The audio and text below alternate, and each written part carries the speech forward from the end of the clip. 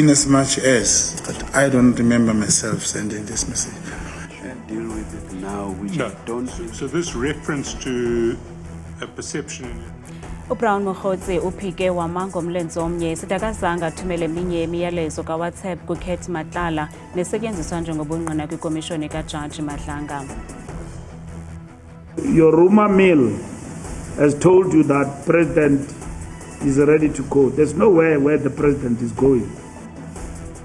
Sesibajikelele we-ANC ufikile Mbalula uthi achithe ixesha amalungu alombutho nafuna ukuba umongameli Cyril Ramaphosa lahle esikhundleni sakhe njengomongameli walombutho. Akunzukuza tywala eli loMzantsi Afrika lisingathe ingqungquthela ye-G20 yaye zonke izicwangciso zisaqhuba kakuhle ukulungiselela esi siyikayika sengqungquthela.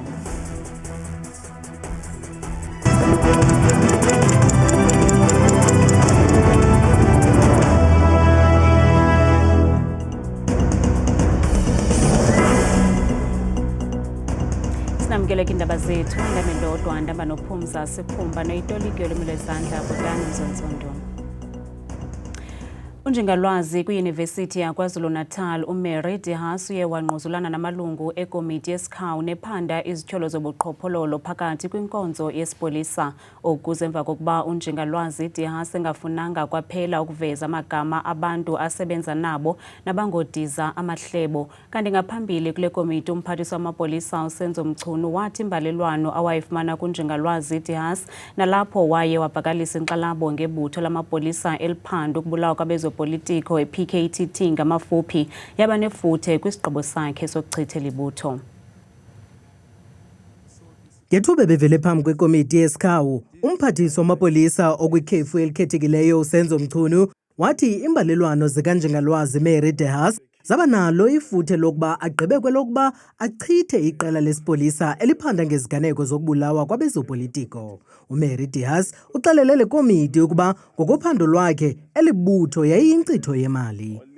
I was getting reports from different people. When you put it together, it was all grossly irregular, plus my own experience of, as I said, the way they were running around. And I wasn't just told this by people who were accused, I was told it by families who'd seen them in court. uDehas uthe zange wafumana mpendulo kwimbalelwane zakhe kumchunu, kodwa ukusebenzisana kwakhe namapolisa kwamenza abe nentshaba. I myself have found myself under surveillance. I have just had to debug my phone without a court order. The phone, my calls were all getting diverted. Ukanti uDehas utshone wayela emboneni namagama abo basebenza naye. If you don't like what I'm saying because I'm not giving you all the names, then I'm afraid I just can't carry on. Ukanti bengathi utyiwa ngamanundu ngethuba amalungu ekomiti emnyanzelisa ukuba awaxele lamagama. We are not undermining you. But remember, we are probing. We want to know the truth. You know, we are not a subsidiary to a Matlanga Commission. What I see here, Chair, is the highest level of arrogance and lack of cooperation. The witness cannot choose what she can tell us. Ubungqina bukaDehas buza kulandelwa bubungqina bukasekela mphathiswa wamapolisa kuzwelonke uTibelo Mosikili kunye nonjengele Molefe Fani ngomso nangolwesine ngokulandelelana. Sodolophu wesixeko saseKuruleni uNkosi Ndiphile Xhakaza uxelele onondaba namhlanje ukuba esi sixeko siqhuba uphando ngakumalungu esebe lamapolisa alomasipala. Ukuthethe oku kwintlanganiso emfutshane nonondaba namhlanje nalapho athe ezi zinzame zokubuyisa isidima salomasipala. Usodolophu waseKuruleni uNkosi Ndiphile Xhakaza uthi onke amapolisa kamasipala esi sixeko abandakanyeka kwimikhwa emibi athatyathelwa amanyathelo ukwaqinisekisa nokumiswa inkomeni kwintloko yamapolisa kamasipala uJulius Mkhwanazi kulandela izityholo zolwaphulo-mthetho ezithe zabhentsiswa kwikomishoni yophando kaMadlanga. Deputy Chief of Police, Brigadier Julius Mkhwanazi, has been placed on immediate suspension. Additionally, all implicated officials are similarly being processed through the city's disciplinary framework, and these measures are to ensure that the integrity of investigation and affirm the accountability irrespective of ranks. I am assembling a dedicated technical team to monitor and analyze all testimony before the Madlanga Commission, but the Commission has revealed thus far severe administrative failing. Uqhube ngelithi injongo zabo kuzama ukubuyisa isidima sesixeko yaye kuza kubakho intsebenziswano phakathi kwabo kwanequmrhu elizimeleyo lophando lwamapolisa i-IPID ukutsho. I have written to the Executive Director of the Independent Police Investigative Directorate, IPID, to request an urgent meeting with them. We seek a progress update on all cases involving City of Ekurhuleni officers. So it means over and above our internal forensic investigation, there are aspects that are within the ambit of IPID, and we should be able to ensure that there's greater collaboration to be able to deal with some of the issues with speed. Wisonge ngelithi ingxelo yokuqala ephathelene nemiphumela yoluphando lwabo iza kukhutshwa emva kwesithuba senyanga. Uvele kwinkundla kamantyi yasePalmridge eRhawutini owayesakubanga umphathiswa wamashishini karhulumente uGqirha Malusi Gigaba ngezithyolo zorhwaphilizo. Eli tyala lobuqhophololo liphathelene nenkqubo yethenda nezatyikitywa nguye eTransnet. uGigaba ebephelekwa emkhumbini ngabo babengamalunga phezulu eTransnet, quka uBrian Mulife, uAnoj Singh, uSiyabonga Gama kunye noThamsanqa Jiyane. uGigaba uza kuphinda buyele kule nkundla ngomhla wama-30 kuJanuwari wonyaka ozayo. Sosibajikelele we-ANC umnumzana Fikile Mbalula uthi achithe ixesha amalunga lombutho nafuna ukuba umongameli Cyril Ramaphosa lahle esikhundleni sakhe. Uthi lamarhe aphenjelelwa ngamajelo ezendaba kunye nabo bangahambiselaniyo kwaphela nobumbano. So what the president was saying and related to was the fact that he's not deterred by that. In fact, if there were people who were interested in that, they are wasting time, because if he was to go, he will go anytime. But he will not go because he was elected by members of the ANC, not by rumor mongers. And that's what is important, and by those who are peddling negativity to undermine the cohesion of the African National Congress. So he was addressing that particular point. So your rumor mill has told you that president is ready to go. There's nowhere where the president is going. The president is doing very well. He's leading a collective of which that collective will account to the General Council, and the General Council will deliberate on issues that are before it from the collective. Mbalula uye waphefumlana ngelungu lalombutho uGqirha Malusi Gigaba nabevele enkundleni namhlanje ngezithyolo zorhwaphilizo. If Malusi is charged with corruption, you will have to step aside. He will do that voluntarily, and there will be a statement to that effect. If by now, when I finish this press conference, I get a letter from him at giving me a report about what happened. And then thereafter, we will issue a statement to that effect. Sekela mongameli weli umnumzana Paul Mashatile wenze intetho ephambili ekuvulweni ngokusesikweni kunye nokwamkela abasingathe ingqungquthela ye-G20. Ilizwe liza kuba libambe ingqungquthela yenhlalontle ye-G20 eyaziwa nge-Social Summit eqala namhlanje kude kube ngomhla wama-20 kule nyanga Ekurhuleni.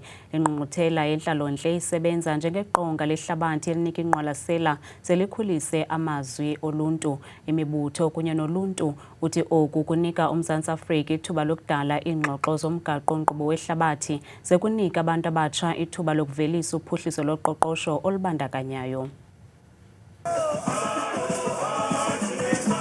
Yiveki enkulu kweli loMzantsi Afrika njengoko ilizwe lilungiselela ingqungquthela yeenkokheli ze-G20 kule mpelaveki. Le ngqungquthela yanamhlanje i-G20 Social Summit eqalise ngenkqubo yenkcubeko edlamkileyo nalapho amandwendwe avela kwiinkalo zonke athe onwatyiswa kwaye afundiswa ngenkcubeko nembali yeli etyebileyo. Kokokuqala ke le ngqungquthela ibanjelwa kweli loMzantsi Afrika, ukanti usekela mongameli weli umnumzana uPaul Mashatile ubalule ukuba le ngqungquthela iphawula isahluko esibalulekileyo kulawulo lwehlabathi. The objectives of the G20 Social Summit lied in their shared emphasis on interconnectedness, collective responsibility, solidarity, and the pursuit of social justice and equality for all people. Uthi isibetho sobudlobongela obusekelwe kwisini siyenye yemiba ekuza kuchotshelwa. GBV in our country is on top of our agenda. As you know, that in every programs that we are dealing with as the cabinet, we put GBV on top of the agenda. I myself have been given the task by the president to run with that program as the chairman of SANAC. So we are discussing with all other partners. Uqinisekisile ukuba izibhengezo ezenziwa ngamazwe akhoyo ziza kuthathelwa ingqalelo ziinkokheli zehlabathi. I'm confident that the leaders of the G20 who will be participating this weekend will consider issues coming from the social summit very seriously, because these are not issues coming from one or two organizations. You can see we had more than 4,000 delegates here, people coming from not only South Africa, but also in the African continent, NGOs globally. So this is a very important voice that should not be ignored, and I'm sure the leaders will not ignore this. Ayaqhuba amalungiselelo okuzimasa le ngqungquthela yeenkokheli ze-G20 eNasrec eRhawutini ngomgqibelo nangecawa. Beqaqa amabholo namhlanje uBrown Mokgotsi ngethu benika ubungqina phambi kwekomishoni kaJaji Madlanga nephando urhwaphilizo nongenelelo lwezopolitiko kwinkonzo yesipolisa nakwinkqubo yobulungisa kweli. Lokamokgotsi uphike wama ngomlenze omnye sitakazange athumele eminye imiyalezo kaWhatsApp kuKate Matlala nesetyenziswa njengobungqina kule komishoni kaJaji Madlanga. Ukanti kwavakalise izityholo zokuba uNjengele Nhlanhla Mkhwanazi kwakunye nekumkani yesizwe samaZulu kumkani Misuzulo kaZwelithini basebenzela icandelo lezobuntlola laseMelika i-CIA. John Wick is Vusimusi Kate Matlala. uBrown Mokgotsi ebethetha ngathi ubotshwe emnweni kwaye khange afihle amakhuba kulinywa. Uphike wema ngomlenze omnye ke esithi eminye yemiyalezo esetyenziswa njengobungqina kule komishoni nekuthiwa yayisuka kuye isiya kuKate Matlala akazani nayo kwaye uyaqala ngqa ukuyibona. In as much as that I don't remember myself sending this message. And perhaps tomorrow there'll be an opportunity to share with the commission. How do you mention in my world the name minister or Sibia or another person? I will have, I don't remember myself. I did not send this message. Ukanti ukwavakalise ukuba umnumzana Bhekicele nowayesakuba ngumphathiswa wamapolisa kweli akazange athethe nyani phambi kwekomiti yesikhawu epalamente xa wayesithi waqala ukudibana noKate Matlala ngoDisemba ka-2024. Former Minister Bhekicele says now he only met him in December 2024. Now, one will ask again, he even said he didn't know him, he invited him to his house, and it was a freebie. He had to take it. And I should also share, it's within those messages between me and Kate Matlala. The story that Minister Bhekicele was in Kate's house, it is true. uMokgotsi ukwaveze nokuba kwithenda ye-360 million rand eyafunyanwa nguKate Matlala kwinkonzo yesipolisa umnumzana Bhekicele wayeza kufumana i-10 million rand ze umkomishinala wamapolisa kuzwelonke uNjengele Fani Masemule afumane i-25 million rand. Utshola ngelithi ke ekugqibeleni uCele wafumana i-2 million rand ngelixa yena uNjengele Masemula wafumana i-5 million rand. He further spoke about General Bekicele and General Masemula, saying that, you know, these people expect me, like Masemula, he expect 25 million rand from me, and I have already given him 5 million rand. He also spoke about Bekicele, that he has given him 2 million rand, and he wanted 10 million, which means the 8 million rand was outstanding. Ukanti ukwavakalise izityholo zokuba uNjengele Nhlanhla Mkhwanazi kwakunye nekumkani yesizwe samaZulu ukumkani uMisizulu kaZwelithini basebenzela icandelo lezobuntlola laseMelika iCIA. Relayed to us by you, this information is hearsay, and relayed to you by your source, it is hearsay. So it is hearsay upon hearsay, or double hearsay. Do you agree? I do not agree, commissioners. Ulebele ngelithi uKet Matlala sele esuka emzini kaNjengele Nhlanhla Mkhwanazi kwaye uKet Matlala uthi wanika uNjengele Mkhwanazi imali. Ukanti kulindeleke ukuba aqhube ngomso nobungqina bakhe. Xa sibuyela kwezinye iindaba ze-G20 akuntsuku zatywala isixeko saseRhawutini sisingathe ingqungquthela ye-G20 yaye zonke izicwangciso zisaqhuba kakuhle. Iingcali zithi le nkomfa iza kuba likhubalo kuqoqosho lwesixeko kanti izitalato neendlela zilungisiwe ukuqinisekisa ukuba iindwendwe zamanye amazwe aziphazamiseki. Kusenjalo siliqule saligangatha isixeko saseRhawutini silungiselela inkomfa ye-G20 ngale mpelaveki. Kids are walking freely. They are from school, they are walking freely. This has never happened because the street was crowded. It was crowded with the basket, it was crowded with the people, it was chaotic in the streets. Noko kunjalo uninzi lukholelwa okokuba ukucocwa kwesi sixeko yinto nje yethutyana engazukuqhubeka emveni kwale nkomfa. Baba G20 le nje umshova lo we-G20 ngeke ngize kuqambela amanga. Ngeli baba klina kuba kuza yona kuba kudala kungcolile. Kudala kwangcola. Kambe urhulumente weli uchithe malunga ne-200 million yeerandi ebekelwe le ndibano yeenkokheli zamazwe ngamazwe. There's a whole lot of changes that are happening in Johannesburg, and these changes, these infrastructure changes, are going to remain for the benefit of the citizens of Johannesburg post G20. Ukanti amaqumrhu ezoqoqosho athi le nkomfa iza kuba likhubalo eliza kutyebisa uqoqosho.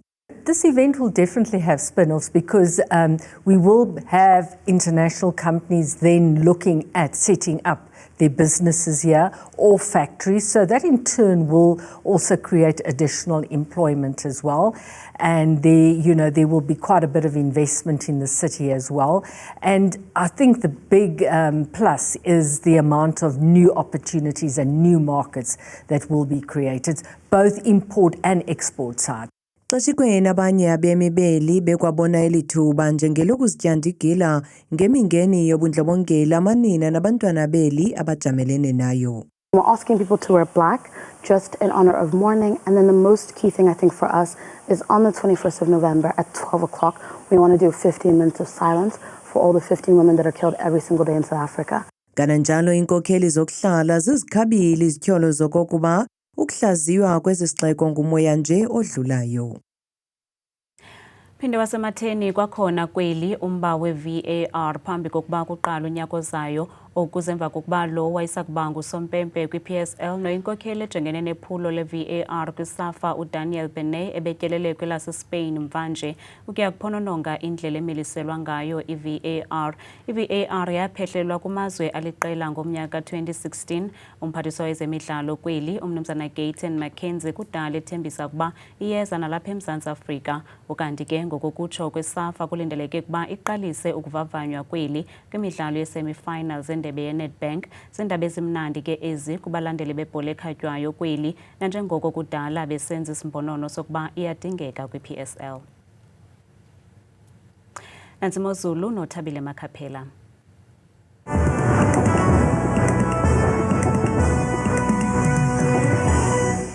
Kakhulu kakhulu ke mamqowathi noncuthu ezindabeni ndiyakubulisa mbukeli wami ekhaya ndikwamkele ke kudesika yam yemozulu bethuna ngegama mna ndikuthabile ndiyinzwakazi yabathembu mvanje ngokubanzi masijongeni imozulu mbukeli ekhaya siyesiphawuleni kaloku iziganeko ke zamvanje zemozulu kumzantsi Afrika ngokubanzi waqapha phaya ekuseni futhi nangorhatya ngomso kwiindawo ezininzi nezizinze kumbindi womzantsi Afrika noko kucwenga kamandi phaya kusukela koDiara futhi nazo zonke ezangqipha ezikufuphi kwasekuseni sekuzole kamandi phaya ngo-14 degrees kanti ke babuye bavale futhi belusonga olwasuku lwabo ngomso futhi sekumyoli phaya ngamashumi nje akhatshwa sisipozo ngokubanzi kwakhona mbukele ekhaya amaqondo wakho ke aphansi naphezulu sivule ngephondo lokuqala eliphaya kaloku lona empuma koloni ngamandla kwakhona mbukeli wami ekhaya futhi ke kumazantsi nentshona elaphondo futhi njengapha korhafu futhi naxa unyuka futhi kokalado kwasekuseni akhona nje amafu angephi ko-13 degrees kanti ke baphila ngolu hlobo kwiphondo laphaya eFreystata phondo elo ke lizinze kumbindi apha emzantsi impela ke kuncam nempum yelaphondo apha koFitzroy ekuseni futhi khona ingqele ngephi phaya ngo-15 degrees nakuzo zonke nje ezanginqe ezikufuphi kanti ke sihlabele mgama ngokubanzi kwalaphondo laphaya bethuna entshona koloni impela kwakhona futhi ke kumantla namazantsi welaphondo futhi koGeorge kwasekuseni ke qaba ngamafu mpela phaya bevuswa nje lishumi elikhatshwa sisithathu mbukele ekhaya ngokubanzi baphila kanje ephondweni laphaya kaloku eNorthern Cape futhi impela ke kumantla nempuma yelaphondo koKuruman kwasekuseni futhi khona nje inkwankca engephi ngamafu kakhulu pha ngokuqatha ngo-15 degrees nantsi kwakhona bethina kaloku imozulu ke kwalaphondo laphaya ko-northwest ngomso mpela ke kwintshona namazantsi welaphondo phaka limbukele ekhaya futhi komorule ngumzekelo kwasekuseni futhi ewe ingxela njengephi phaya ngenxa yamafu aqatha ngo-14 degrees ithi imozulu kwiphondo lapha kaloku eGauteng apho sikhoyo thina ngawo lo mzuzu amazantsi ke welaphondo Vereeniging kwasekuseni ngomso waloo mafu nje ekhatshwa ngumoya webhudla kakhulu phaya ekuseni ngenxa ka-11 degrees mbukeli wam ekhaya masinyukeni ngokubanzi kwelaphondo lapha bethuna eLimpopo ngamandla ke kumazantsi nempuma yelaphondo phalaburwa kwasekuseni futhi zezontshizane zithe xhaxhe yonke laa ntsasa yakusekuseni khona umoya futhi ke uzawuthi ubhudle ngo-15 degrees zehle njalo ngokubanzi kwelaphondo laphaya kaloku kompumalanga futhi ke kumantla eMiddelburg kwasekuseni futhi kuyanetha phaya kuyaduduma yonke laa ntsasa emalahleni futhi ngamafu ekuseni ngo-12 degrees mbukele ekhaya vuma kaloku nam ke ndiyivala ndiyisonge imozulu ngephondo lokugqibela KwaZulu Natal impela ke kumazantsi olaphondo koKokstad ngexesha lasekuseni ngu-8 degrees napha koPeter Maritzburg ekuseni futhi kuyanetha yonke laa ntsasa ngo-12 degrees mna ndidada kangaka xa shwele miyoli